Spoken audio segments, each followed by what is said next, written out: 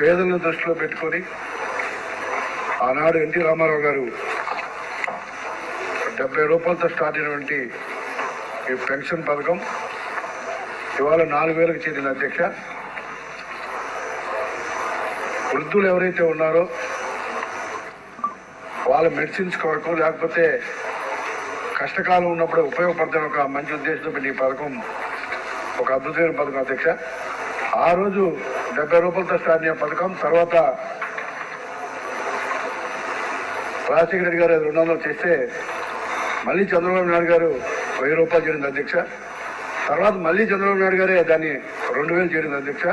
గత ప్రభుత్వం 250 అంటూ దాని ద్వారా 3000 తీసుకెళ్తే ఒకేసారి ఇవాళ చంద్రబాబు నాయుడు గారు మళ్ళీ ముఖ్యమంత్రి అయిన వెంటనే వేరేసంతా కలిపి 7,000 రూపాయలు ఇవ్వడం అనేది చాలా అదృష్టంగా ఇవాళ ప్రజలందరూ కూడా భావిస్తున్నారు అధ్యక్ష.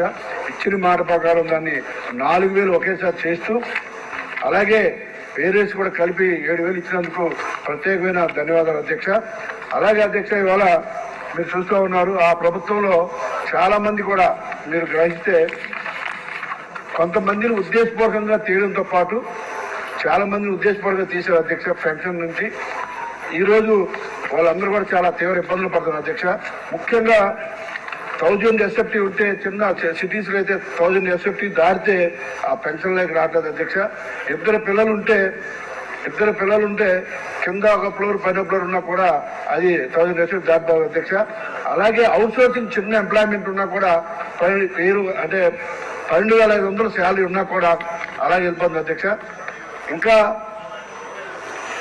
చెప్పాలంటే అధ్యక్ష సింపుల్గా చెప్పాలంటే పెన్షన్ని తీయడానికి రీజన్ కూడా చెప్పకుండా తీసేసి చాలా ఉన్నాయి అధ్యక్ష. అసలు రీజన్ కూడా చెప్పడం చాలా ఉన్నాయి అధ్యక్ష.